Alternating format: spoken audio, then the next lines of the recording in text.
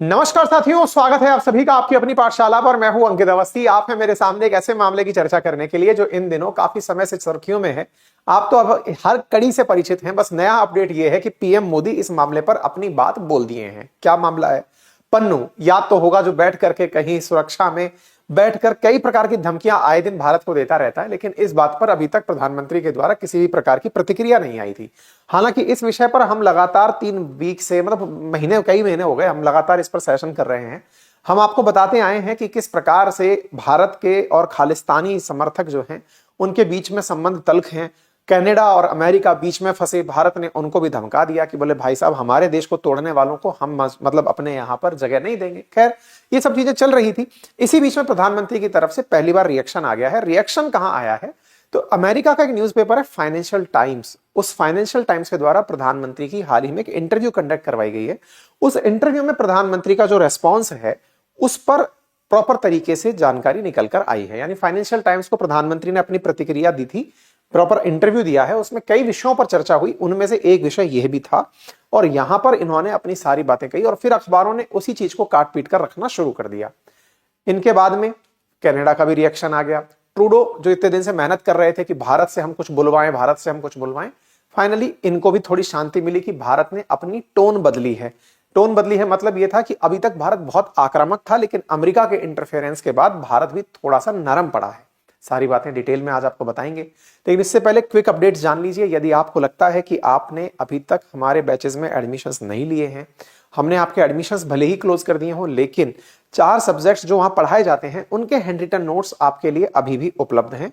History, geography, polity, economy, आप जाकर के इन नोट्स को परचेज कर सकते हैं। मात्र 1999 में आपके होम डिलीवर 3000 पेज के नोट्स कराए जा रहे हैं। ठीक है साहब, आगे बढ़ते हैं। हमारे द्वारा आपके लिए लगातार क्लासेस अपने अन्य यूट्यूब चैनल अपनी पाठशाला पीसीएस पर भी चल रही हैं। साथियों, हमने आज से लगभग 6 महीने पहले एक सेशन किया था जिसमें हमने आपको बताया था कि दुनिया भर में खालिस्तानी क्यों मारे जा रहे हैं। खालिस्तानी मारे जाने की खबरों में आपको याद होगा कि निज्जर, जो कि खालिस्तान सपोर्टर था, उसको कनाडा में किसी ने टपका दिया था, मार दिया था। उसके बाद से कनाडा बाहर निकल करके आया कि इंडिया वाले अपने विरोधियों को कनाडा के अंदर और अमेरिका के अंदर और दुनिया भर के अंदर मरवा रहे हैं। हालांकि G20 से पहले ही ये बात पता तो चल गई थी, लेकिन G20 में किसी ने भी इस बात को बाहर नहीं निकाला। G20 में ट्रूडो भी आए थे, संभवतः इन्होंने अपनी बात रखी भी होगी भारत में, लेकिन भारत ने इनकी बात नहीं सुनी। और भारत की प्रतिक्रिया के रूप में लोगों ने कहा कि ट्रूडो का विमान खराब ही इसलिए हुआ था क्योंकि ट्रूडो को भारत वाले परेशान करना चाहते थे। तरह तरह के एलिगेशंस भारत पर लगे। ये स्टोरी पूरी हमने आपको सुनाई हुई है। खालिस्तानी सपोर्टर्स जो हैं वो कनाडा के सपोर्टर हो रखे हैं। वो ये मानते हैं कि ट्रूडो की बेइज्जती मतलब खालिस्तानियों की सब बेइज्जती, क्योंकि वो वहीं बैठ करके भारत के खिलाफ बयानबाजी करते हैं। भारत के खिलाफ बयानबाजी में कनाडा के अंदर ही पोस्टर्स टकते हैं, भारत के खिलाफ नारेबाजी होती है। भारत के जो एनवॉय वहां पर हैं उन्हें खुले में धमकी मिलती है। भारत निरंतर अपने एनवॉय की सुरक्षा के लिए बात कहता है कि आपके यहां पर बैठे लोग इस तरह की बात कर रहे हैं, आप इन्हें कैसे करने दे रहे हैं। तमाम चीजें इस बीच में चल रही हैं। ट्रूडो का विमान भी खराब हुआ। ट्रूडो का खूब ज्यादा हल्ला मचाना भारत के काम नहीं आया। फाइनली ट्रूडो को फायदा उस दिन हुआ जिस दिन, हालांकि ट्रूडो ने अपनी संसद में से खड़े होकर के यह कह दिया कि भारत वाले जो हैं वो खालिस्तानियों को यहां पे कनाडा में मरवा रहे हैं। इन्होंने अमेरिका का सपोर्ट भी चाहा। फाइनली जब अमेरिका का सपोर्ट इसको मिलना शुरू हुआ तब जाकर के इन्हें थोड़ी शांति मिली, क्योंकि अमेरिका भी कनाडा के साथ आकर के कहा कि भाई भारत को जांच में सहयोग करना चाहिए। लेकिन इस बीच में भारत कनाडा की काफी बिगड़ गई थी। भारत ने कनाडा के लोगों को, कनाडा ने भारत के लोगों को, जो एनवॉय थे इनको आने जाने से इनकार कर दिया, रोक लगा दी। हमने सब पर सेशन किए हुए हैं। ठीक है साहब। यूएस निकल कर आता है, कनाडा के एफर्ट्स का सहयोग करता है कि भाई चिंता मत करो, हम तुम्हारे साथ हैं, भारत के ऊपर दबाव बनाएंगे निज्जर की मौत को लेकर के। लेकिन इसी बीच में एक चीज और निकल के आई, और वो क्या है? अमेरिका ने भारत पर आरोप लगाते हुए कहा कि भारत खालिस्तानी सपोर्टर जो पन्नू है, जो कि अमेरिका में है, इसको मरवाने का पूरी तरह से प्लानिंग किया था। यह बात जब अमेरिका की तरफ से एज एन एलिगेशन हमारे ऊपर आई तो अमेरिका के जो मतलब मुख्य जो जांच विभाग के अधिकारी हैं, एफबीआई के जो चीफ हैं, वो भी इंडिया आकर के पहुंचे। यानी अमेरिका ने अपने एक नागरिक की मौत को, कि भाई तुम मारने की कोशिश कर रहे थे एक अमेरिकी को, अमेरिका इस बात को लेकर के बहुत ही सख्त रहा और उसने कहा कि नहीं भाई, भारत जाकर के इसकी जांच करके आएंगे। ठीक है साहब। भारत के लिए मतलब ये बात अपने आप में बड़ी इंटरेस्टिंग भी थी, क्योंकि दुनिया इस चीज को ऐसे देख रही थी कि क्या पन्नू की वजह से भारत और अमेरिका के रिश्ते खराब हो जाएंगे। इस बात को जांचने के लिए नरेंद्र मोदी का इंटरव्यू लेने अमेरिका की एक पत्रकार एजेंसी फाइनेंशियल टाइम्स आकर पहुंची। ये वो इंटरव्यू है जिसको आप यहां पर देख सकते हैं प्रॉपर तरीके से। मतलब ये विदेशी मीडिया है, अब इसका मुख्यालय अमेरिका में है या यूरोप में है, ये एक बार और देखना पड़ेगा, संभवतः सब जगह ही होगा। तो इनके द्वारा आकर के भारत में नरेंद्र मोदी का इंटरव्यू लिया गया और उस इंटरव्यू को इस प्रकार से आप लेता हुआ देख सकते हैं। फाइनेंशियल टाइम्स के एडिटर हैं, साउथ एशिया ब्यूरो चीफ हैं, इन सब ने आकर के नरेंद्र मोदी का इंटरव्यू लिया। अब उस इंटरव्यू की जो कटिंग्स है ना, वो निकल निकल के हर जगह छप रही हैं। उस इंटरव्यू में इनसे ये सब बातें पूछी गई थी, कई तरह की बातें थी, अमेरिका इंडिया के रिश्ते के बारे में, अमेरिका चाइना के बारे में, भारत की प्रगति के बारे में, भारत में सरकार के साथ डेमोक्रेसी के साथ आ रहे चैलेंजेस के बारे में, भारत अमेरिका के संबंध में ये जो असैसिनेशन प्लॉट है इसके बारे में, ये सारी बातें जब यहां पर पूछी गई तब प्रधानमंत्री ने इस पन्नू के बारे में बात बोली और उसने ये कहा कि अगर हमारे देश का कोई नागरिक, प्रधानमंत्री के द्वारा क्या पॉइंट मेंशन हुआ कि अगर हमारे देश का कोई नागरिक दूसरे देश में अच्छा या बुरा काम करता है तो हम जिम्मेदारी लेते हैं, हमें इस बारे में बताया गया है तो हम जांच करने के लिए तैयार हैं, हम कानून का पालन करते हैं। अगर आप हमें बताओगे कि हमारे एक नागरिक ने ऐसा किया है तो निश्चित ही हम जांच करेंगे और यह हर देश करता है। ये कोई जो प्रधानमंत्री ने बात बोली है ये कोई अनोखी बात नहीं है। इसको ये कहा जाए कि भारत दब गया है, ऐसा नहीं है। इंडिया, अगर कोई भी देश, भारत लगातार कनाडा से भी यही कह रहा है कि आप हमें सबूत दे दो, हम जांच कर लेंगे। अब आप कह रहे हो कि हमारे 140 करोड़ भारतीयों पर हम 1 by 1 मॉनिटरिंग करें, वो ना हो पाएगा। लेकिन अगर हां आपके पास कोई सबूत है आप हमें बताइए, हम उस पर कार्रवाई करेंगे।